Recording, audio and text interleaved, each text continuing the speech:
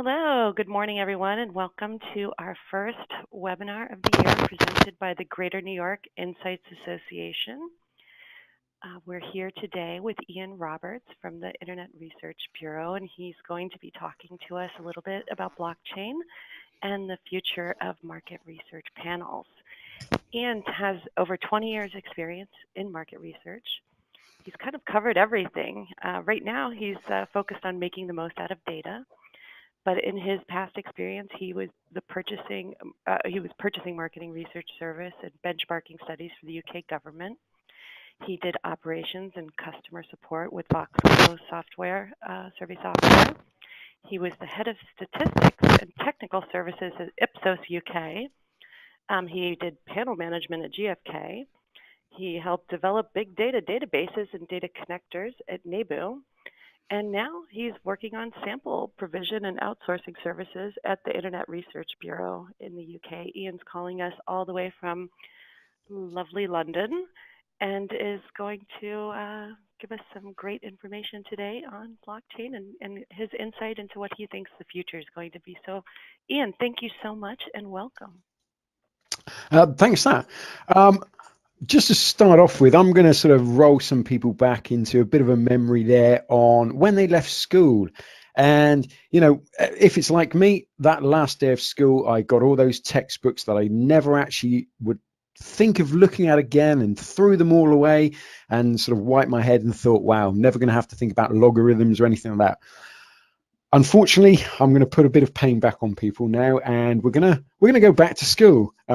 There won't be an exam at the end of this, but you know, a brief sort of look back here at biology 101. And really, the reason for doing this is to sort of, you know, give everyone an idea on blockchain itself.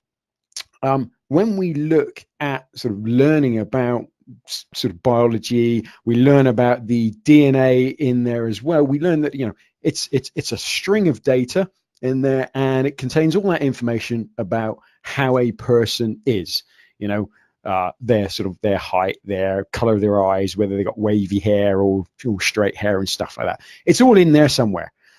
It's, you know, in this great big long string of data, and all of that data is, you know, various different bits of information about how you as an individual are and put together.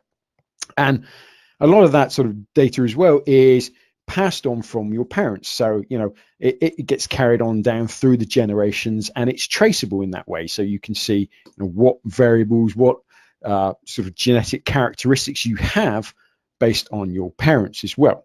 So you get, you know, that sort of sequence of information in there put together. So, you know, you have little bits of data in the sequence. And that sequence is in a long chain of information, and that chain is replicated throughout the sort of the cells of the body. And so there, you know, that's a quick sort of biology overview, and hopefully it doesn't bring back too many painful memories for people from their school days and, you know, having their tutor stand up there and lecture them on that. But the reason of sort of looking at it and when we're talking about blockchain is because it, in a way, the whole way that DNA works describes very well how blockchain works. You have this, you know, sort of different units of data.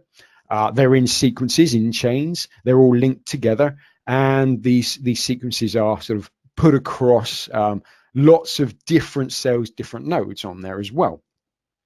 So the sort of the way that structure is, you know, when we think about DNA and we've learned about cells and biology, and we may not be experts in that, but it's kind of an easy way of remembering how blockchain works. And all of that, you know, blockchain, it is a very, very long string of data. There can be sort of lots and lots of different paths that you can follow on a chain on there, but normally what happens is you start at the endpoint and you work your way back up each individual link until you get to, you know, the starting point, usually a sort of, you know, the first part of a transaction and what party was in that transaction. So it does mean that every single link in there is traceable. You've got all of that information. You can go back through the hierarchies and find out, you know, what event led to each individual event and all those transactions were. So that really helps you to get an idea of, how DNA works and how that blockchain works. And so when you are sort of thinking about, the applications of it, you're thinking about how that data is put together, and how useful that will be for my organization.